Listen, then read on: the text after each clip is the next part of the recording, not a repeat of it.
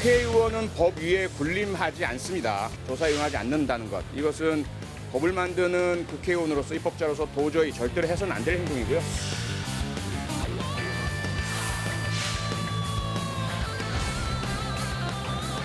여당 의원들과 일부 무늬만 야당 의원들이 사실상 경찰 견학 한번 갔다 오는 소위 출석 놀이로 경찰의 야당 겁박에 장단을 맞추고 있습니다.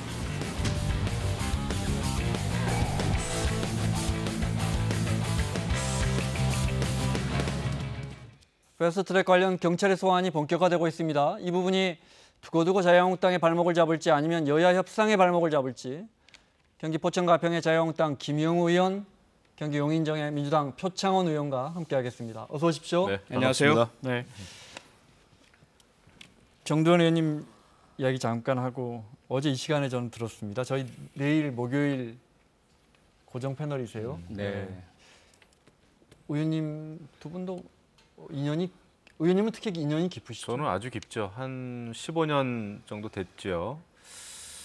그 정두원 선배님은 제가 느낄 때 글쎄요, 우리 뭐 정치인들이 대부분 그렇습니다만은 많은 사람들을 만나면서도 어찌 보면 풍요 속의 빈곤 아닌가 이런 생각이 들어요.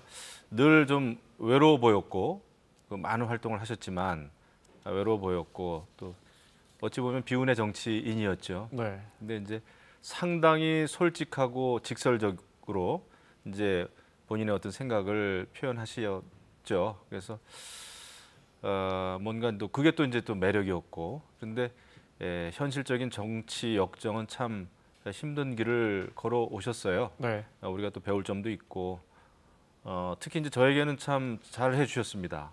제가 어려울 때 고비 때마다 네. 잘 해주셨고, 또 우리 지역에도 여러 번 찾아오셨고, 그런데 너무 안타깝습니다. 예. 개인적으로 이렇게 만나실 일이나 그런 건 없으셨죠, 표 의원님은? 근데 방송에서 방송하시다가 네, 뵙는 정도였지만 네. 용기 있고 솔직하고 그 어떤 뭐 진영이나 인형을 떠나서요, 참 존경할 만한 선배 정치인이다, 늘 그렇게 생각해 오고 있었습니다. 네. 조국 민정수석이 오늘 SNS에 저런 분과 한번 손잡고 일하고 싶다는 생각을 많이 했다.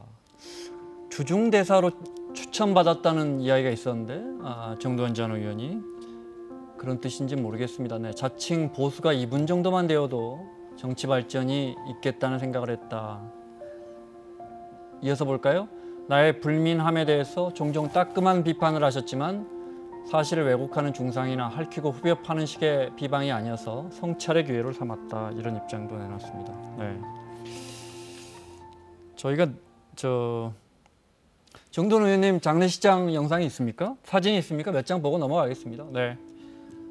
이건 같이 출연하시는, 내일 같이 출연, 매주 목요일이죠. 네. 정청래 의원님 조문하는 사진이 들어와 있습니다. 네. 저희가 내일 정두원 전 의원님 출연하시는 날이기 때문에 내일 아마 그분의 발자취를 좀 되짚어 볼까 사사건건해서 계획하고 있습니다. 자, 정치 이야기 하겠습니다. 조국 수석 이야기 좀 더 할게요. 오늘 SNS에 조선일보와 중앙일보 일본판, 그러니까 1호로 되어 있는 기사, 일본판의 혐한 일본인의 조회를 유인하고 일본 내 혐한 감정에 고조를 붙이기는 매국적 제목을 뽑는 기사가 있다 이러면서 조선일보와 중앙일보를 내놓고 비판했습니다. 네, 좀 볼까요? 어떤 내용들이 있나? 네, 제목들을 볼 수 있습니까? 우리말로 하자면, 그러니까 중앙일보와 조선일보의 일본판 기사인데 제목이, 네, 문재인 정권 말 한일 관계 파탄의 공포. 북미 정치 쇼에는 들뜨고 일본의 보복에는 침묵하는 청와대. 한국은 무슨 낯짝으로 일본에 투자를 기대하나. 이 기사는 정말 일본 언론 같은데 우리 조선일보가 쓴 기사고요. 네, 중앙일보 닥치고 반일이라는 우민화 정책은 한국이다, 이렇게 제목을 뽑았습니다. 이런 부분 어떻게 보십니까? 놀랍고 믿기지 않고 수치스럽죠. 아무리 언론의 자유가 무한정 보장되는 대한민국이라 하더라도. 그리고 문제는 과연 저 제목을 누가 저렇게 일본어로 네. 썼을까 하는 문제인 것 같아요. 만약에 이제 우리 조선일보나 조선일보, 중앙일보가 전혀 통제권이 없다면 빨리 밝혀주셨으면 감사할 것 같고 그렇지 않고 그냥 알면서도 묵인 방조한 것이라면 이 부분에 대해서 좀 해명을 하셔야 될 것 같고 적극적으로 그러한 그 제목들이 일본 독자들의 클릭을 유발하기 위해서 행해진 것이라면 이건 좀 네. 심각한 문제다라는 생각이 듭니다. 네. 글쎄 저는 조국 수석이 그렇다고 해도 꼭 이런 식으로 개입해서는 안 된다고 봅니다. 네. 본인은 이제 어떤 수석의 입장이 아니라 한국인으로서 말한다 하면서 페이북에 글을 올렸던데 지금 사실 이런 때일수록 청와대 수석 아닙니까? 흥분하면 안 되겠죠. 그리고 우리가 일본도 균형 있게 봐야 될 필요가 있어요. 여기 네. 보면 제가 이제 저도 자료를 많이 봤습니다만은 일본의 아사히 신문이나 도쿄 신문이나 니혼 게자이 신문 다 유력 일간지들인데 네. 아베의 이번에 그 수출 제한 조치에 대해서 강력하게 비판한 그 그렇습니다. 기사 사설들이 많이 있습니다. 이것을 만에 하나 우리나라 말로 이렇게 번역을 했더라면은 아마 이게 정말 그 일본 신문인가, 일본 신문의 기사 제목인가 이렇게 의심할 정도로 한국 언론인가? 그럼요. 네. 한국 언론인가 이렇게 의심할 정도로 일본 내부에서도 아베 정부에 대한 비판이 아주 강합니다. 이것은 무엇을 의미하냐 하면은 우리 뭐 지금 조선일보, 중앙일보 말씀을 하셨습니다마는 우리의 언론이 문 정부에 대해서 좀 객관적이어야 되고 그다음에 미리 준비해야 되는 유비무환의 정신을 이제 얘기했겠죠. 좋게 우리가 해석하자면 네. 여기에서 청와대가 발끈해가지고 우리 국내 언론에 대해서 각을 세우고 이게 대한민국의 언론이 맞느냐라는 식으로 나오면은 저는 이거는 오히려 우리가 패착이다 네. 이렇게 봅니다. 일본의 흐름도 같이 봐야 되고요. 네. 지금은 남의 탓보다는 특히 이제 정부가 청와대가 언론 탓하기보다는 이 시점에서 어떻게 국론을 모으고 그다음에 외교 정책이라든지 뭐 WTO라든지 그러니까 통상 외교를 어떻게 할 것인지 여기에 매진해도 시간이 없을 때예요. 조국 수석은 더 이상 페북 정치 안 하는 게 좋다. 그런데 그렇게 생각합니다. 이제 페이스북으로 올린 거 얼마 안 돼서 고민정 청와대 대변인이 공식적으로 또 이렇게 밝혔습니다. 네, 보겠습니다. 현재에도 야후재팬 국제뉴스면에는 중앙일보 칼럼 한국은 일본을 너무 모른다. 조선일보 수출 규제 외교장에 나와라. 문통 발언 다음 날 외교가 사라진 한국. 이러한 기사가 2위, 3위에 랭킹되어 있습니다. 그만큼 많은 일본 국민들이 한국어 기사를 일본어로 번역해 올린 위의 기사 등을 통해서 한국 여론을 이해하고 있습니다. 이것이 진정 우리 국민들의 목소리를 반영한 것인지 묻고 싶습니다. 이것이 진정 우리 국민들의 목소리를 반영하는 것인지 묻고 싶다. 오늘 청와대가 언급한 내용 중에는 그러니까 원래 우리 기사를 일어로 정확하게 번역하면 또 이해하겠는데 제목도 더 자극적으로 고쳐서 싫더라 뭐 이런 지적도 들어 있습니다. 네, 문제는 김영우 의원님 말씀과 조금 다른 부분이 물론 일본의 매체들이 일본 아베 내각의 잘못된 그 경제 공격을 비판하는 내용들이 많이 있습니다. 우리 언론에도 소개가 됐고요. 네. 비판과 비난 혹은 모욕은 많이 다르죠. 그 표현 자체가 앞서 소개한 일본어판 제목은 정말 모욕적입니다. 그리고 또 두 번째 문제는 뭐냐면 기계적 형평을 할 사안은 아니라는 거죠. 분명히 우리가 어떠한 공격을 하지 않았는데 저쪽에서 한 도발입니다. 그러니까 보복도 아닌 거죠. 일방적인 경제 공격이고 그리고 G20 회담을 개최하면서 자유무역에 대한 그런 목소리를 높였다가 바로 G20이 끝나자마자 이렇게 나오는 것 국제 경제 질서에 위반됩니다. WTO 정신도 위반되고 이러한 부분에 있어서는 국가를 막론하고 잘못된 건 잘못됐다고 해야 되겠죠. 그런데 우리나라에서 우리도 그러면 내부 비판을 하자라는 것이 과연 옳은 것인지의 문제가 또 하나 있고요. 또 중요한 것은 뭐냐면 아베 정권이 지금 현재 참여연 선거를 앞두고 경제 제재를 지속할 것인지 또는 추가할 것인지 처리할 것인지 이러한 기로에 서 있습니다. 여기에서 판단의 중요한 기준 중 하나는 국내의 여론이거든요. 대한민국 내 여론입니다. 대한민국이 하나로 똘똘 뭉쳐서 이 잘못된 일본의 경제 공격에 대해서 대응하고 대비하는 모습을 보인다면 아베 정권의 잘못된 경제 공격이 철회되거나 중단될 가능성이 있다는 거죠. 그런데 오히려 이것을 부추기는 듯한 먹혀들고 있는 듯한 이런 모습을 보여주는 것은 좋지 않은 거죠. 이런 부분을 좀 종합적으로 판단해봐야 됩니다. 그러니까 우리가 한 목소리를 낸다고 하는 것은 항상 옳은 일이고 좋은 일이죠. 특히 외교 안보 문제에 있어서는. 그럼에도 불구하고 이번에 그 아베 총리의 수출 규제 이 정책, 이 조치가 왜 일어났나에 대해서 우리 스스로도 여러 가지를 좀 한번 반추해 볼 필요는 있습니다. 왜냐하면 이런 일이 재발되지 않기 위해서 네. 이게 상당히 좀 누적이 돼 왔어요.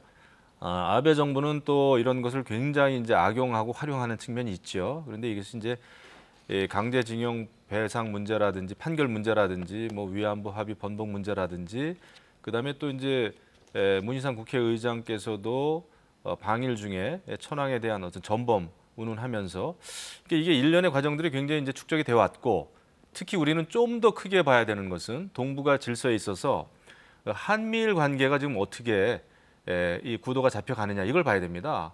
미국과 일본이 계속해서 중국의 팽창을 견제하고 있는 네. 그러니까 한미를 축으로 해가지고 인도 태평양 전략을 세우려고 하는데 계속해서 외교적으로도 또 군사적으로도 대한민국만 지금 빠지고 있어요. 그렇기 때문에 연합 작전에서도 빠지고 있고 이런 일련의 과정에서 이번에 이제 일본의 이런 조치가 나왔다. 그래서 이게 네. 단순히 통상 경제만의 문제가 아니라 결국은 일본이 자꾸 이제 안보 문제를 이렇게 개입시키지 않습니까? 그러니까 우리가 이게 잘못 말려들겠다 이런 생각이 듭니다. 그래서 이 한미일 그 삼각 협력 구도가 네. 이게 자칫 잘못하면은 완전 히 다른 궤도로 간다라고 알겠습니다. 하는 네. 차원에서 준비가 돼야 돼요. 오히려 네, 현재 거기 반론까지 듣겠습니다. 일본이 패싱당하고 있죠. 북미 간의 정상회담 판문점에서 열리기도 하고요. 한반도의 평화가 도래하는 순간 가장 손해보는 것은 일본입니다. 이런 차원에서 아베 정권이 선제 공격을 하면서 북미 간의 관계에 대해서 균열도 야기하고 또 남북 간의 관계에서도 균열을 야기하겠다. 그러면서 결국은 동북아에서 주도권을 일본이 쥐겠다. 이러한 의도가 상당히 많이 엿보이고 있거든요. 이럴 때일수록 우리는 물론 내부적으로 그간 한일 관계 65년 청구권 협정 이후에 그 해석 문제 학술적으로든 정치적으로든 내부적으로 따져볼 필요가 있습니다. 그런데 지금 위기 상황, 외적에 의한 공격이 일어나는 상황에서 그럴 네. 상황은 아닌 거죠. 일단 우리가 똘똘 뭉쳐서 위기를 타개하고 네. 그리고 내부에서의 정리를 하고 필요한 논의를 해야 된다고 저는 생각을 합니다. 네, 자 구역이 거기까지 하겠습니다. 네, 앞서 조국 수석이 그랬잖아요. 정두원 의원의 비판에 대해서 사실을 왜곡하는 중상이나 핥히고 후벼파는 식의 비방이 아니어서 내가 성찰할 기회를 삼았다 그러는데 여기 보면 예를 들어 김 의원님 설명처럼 예를 들어 우리 정부는 그동안 뭘 준비했느냐 이런 따끔한 비판은 얼마든지 필요한 거죠. 그렇죠. 근데 필요하죠. 여기 제목을 보면 한국은 무슨 낯짝으로 일본에 투자를 기대하나 이런 거에 과연 정말 정부나 청와대에 어떤 성찰의 기회를 줄 수 있을까 그런 생각도 듭니다. 근데 청와대 민정수석하고 대변인이 우리 국내 언론에 대해서 네. 이렇게 또 눈에 불을 켜고 그 각을 세우고 하는 게 옳습니까? 나는 그것도 네. 나는 그 좋은 방법이 아니라고 봐요. 네. 그 굉장히 아마 어려워질 겁니다. 네. 외교적으로도. 보통의 경우 언론에 대해서 물론 지적할 수 있지만 뭐 일부 언론에서 뭐 이런 그럼요. 보도 뭐 이렇게 이런 그냥 식으로 일간지를 하지만, 흔들어대면서. 네, 사실은 강도 높은 수준입니다. 예, 네. 이런 적이 없었어요. 네. 이런 적이 없었어요. 글쎄요, 뭐 누가 지적하느냐의 문제를 뭐 하는 것은 좀 논외로 치더라도요. 어쨌든 우리가 정부 차원이건 혹은 당 차원이건 누군가는 이런 왜곡된 제목이라든지 방향성에 대해서는 지적은 할 필요가 있죠. 그리고 매체 전체가 아니라 이러한 일부의 왜곡된 기사 자체에 대해서는 문제 삼으면서 다시는 이런 일이 일어나지 않도록 하는 그러한 노력들을 할 필요는 분명히 있습니다. 알겠습니다. 네. 예, 자, 문제를 키워서는 안 된다고 봐요. 예, 이거 네. 뭐 잘못됐습니다. 방법. 알겠습니다. 저 패스트트랙 수사 관련해서 표창원 의원이 방송 1분 전에 도착하셨는데, 네. 여의도 저 영등포 경찰서 저 아침에 출두하는 그림이 있으시군요. 네. 인터뷰도 들어 있습니까? 굳이 뭐 여기 계시니까 굳이 들을 필요는 없을 것 같고요. 네. 어떤 조사 받으셨습니까? 네, 4월 25일부터 26일까지 발생했던 국회 내의 충돌, 국회법 위반 혐의 그리고 폭력 혐의 이 부분에 대한 지금 광범위한 그 조사의 일환이고요. 네. 제가 이렇게 나온 모든 영상들을 다 가지고 있더라고요. 다 분석을 해서 네. 제가 이제 자유한국당 의원 보좌진 혹은 당직자들과 이렇게 만나거나 맞부딪히는 모든 상황들 여기에 대해서 과연 폭력 행위가 있었느냐, 전후 사정은 어떠냐 이런 부분들을 아주 대단히 꼬치꼬치 캐묻는 네. 강도 높은 조사를 받고 왔습니다. 백혜련 의원 어제 경찰에 출석한 백혜련 의원의 이야기까지 듣고 김 의원님 의견 여쭤보겠습니다. 실질적인 피해자인 제가 여기 이 자리에 선 것이 너무나 사실 황당합니다. 그러나 우리나라의 형사사법 체계를 존중하기 때문에 이 자리에 나왔습니다. 억울하다고 하시는데요. 뭐가 억울한지 모르겠습니다. 경찰 조사를 마치고 나온 백 의원의 이야기 들어보실래요? 굉장히 상세하게 영상들을 수집하고 분석했다는 생각이 들고요. 저에 관련된 부분에 대해서도 소상하게 밝혔습니다. 자유한국당 의원님들이 좀 긴장하지 않을까 걱정은 됩니다. 일단 김 의원님은 고소고발이 안 되셨죠? 네, 저는 네. 안 됐는데 우리가 한번 생각해 봅시다. 이게 경찰에 소환됐기 때문에 경찰에 나가는 것이 상당히 떳떳하게 보입니다. 하지만 우리 헌법 40조에는 국회 입법권은 국회에 속한다 이렇게 돼 있어요.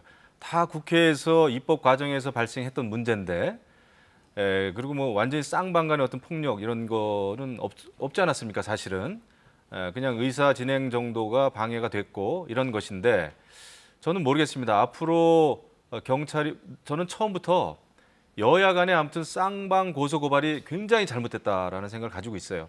입법 과정에 있어서 여러 가지 일이 있다고 하더라도 이것을 서로 그냥 형사 고발하고 고소하면 앞으로 경찰이 부르면 이제 수십 명씩 계속 경찰서 들락날락 해야 됩니다. 검찰에 들락날락 해야 돼요. 그게 옳은 방법일까요? 저는 그게 정치하는 방법은 아니라고 봐요. 네. 그러면서도 우리가 무슨 뭐 국회의원이라고 해서 법 앞에 군림하면 안 된다. 자유한국당 의원들도 이제 소환에 응해라 이거 아닙니까? 그런데 그 이전에 저는 우리 당도 굉장히 잘못했다고 봐요. 여당이 우리 야당을 고소 고발했을 때 우리가 참았어야 됩니다. 우리도 맞대응해서 고소 고발하지 말았어야 돼요. 이 정치 과정입니다. 입법 과정이에요. 이제 앞으로 뭐 경찰서에서 정치할 겁니까? 이것은 우리 정치권의 입법권을 스스로 포기하는 행위다. 자랑스럽지 않습니다. 솔직히 말해서 경찰 가서 조사받는 거. 야당 자유한국당 의원분들의 입장이 이제 방금 김 의원님 설명하셨지만 법을 만드는 입법부에서 대화와 어떤 협치 합의로 이 문제를 해결해야 되는데 우리가 이걸 해결 못하고 사법부로 형사체계로 의존하는 게 맞느냐라는 지적이신 것 같아요. 그렇습니다. 네. 바로 그 문제 때문에 국회 선진화법이 만들어졌죠. 18대까지 국회는 부끄러운 모습이었습니다. 동물국회였고요.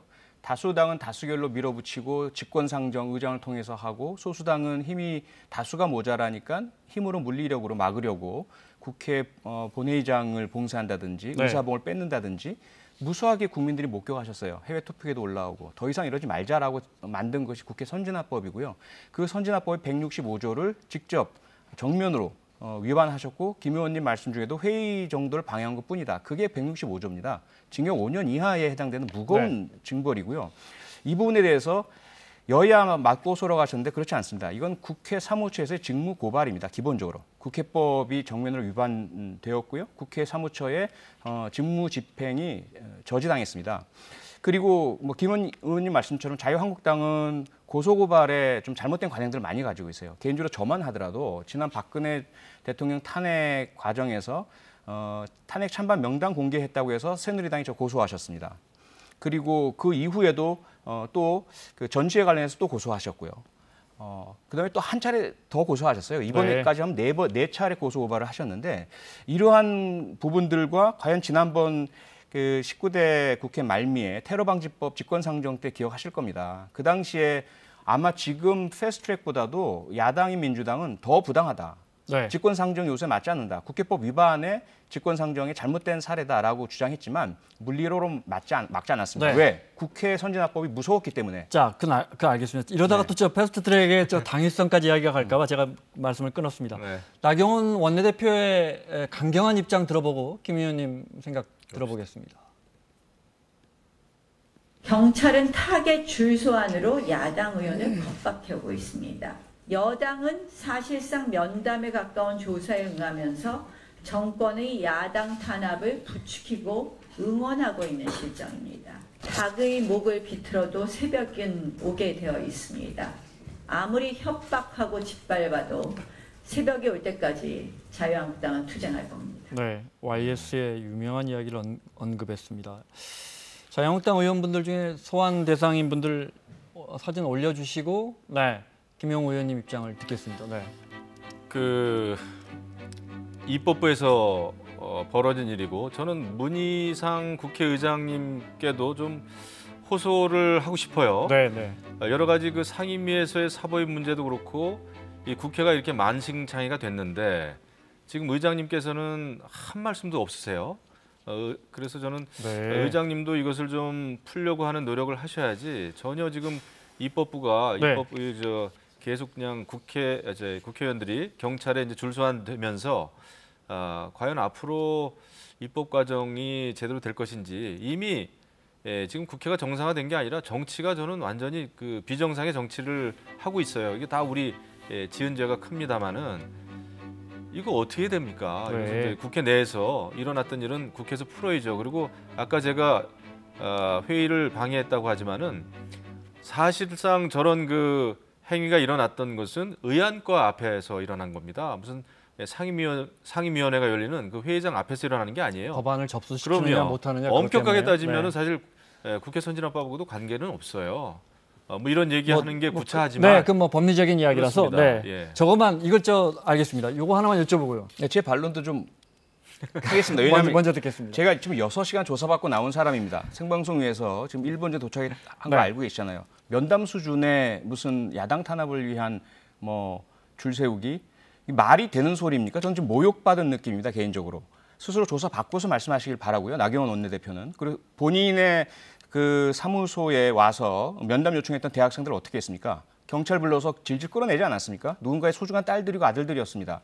그리고 본인을 친일파라고 했던 네티즌 한 명은 끝까지 추적해서 판사인 자기 남편에게 청탁했다는 그런 보도까지 나왔었는데요. 기소해서 끝까지 가서 대법원에서 벌금까지 물렸습니다. 그런 분이 지금 하실 말씀은 전혀 아니고요. 네, 네. 국회의원이 법에 군림하지 않습니다. 국회의원도 본인이 특히 전 국민이 보는 앞에서 생방송 되는 과정에서 행해진 국회법 위반이고 폭력 사건이다. 알겠습니다. 네. 이 부분은 나와서 조사를 받아야지. 6시간 동안 알겠습니다. 네. 6시간 동안 엄중하게 조사 받으셨습니까? 네, 치밀하고 워낙- 엄중하고. 사실 네. 워낙 어떻게 보면 우리나라에서 경찰을 상징하는 분이시라서 경찰 조사를 받으실 때 혹시 우병우 수석처럼 뭐 이렇게 커피 대접을 갖고 이렇게 그렇게는 전혀 봐준 것도 없었고요. 네. 알겠습니다. 대단히 네. 그 아주 엄중하게 날카롭게 표정은 좀 그렇게 편하신데. 네, 늘 평상심 유지하려고 노력하고 있습니다. 엄중하게 받으셨을 예, 거로 예, 믿겠습니다. 네.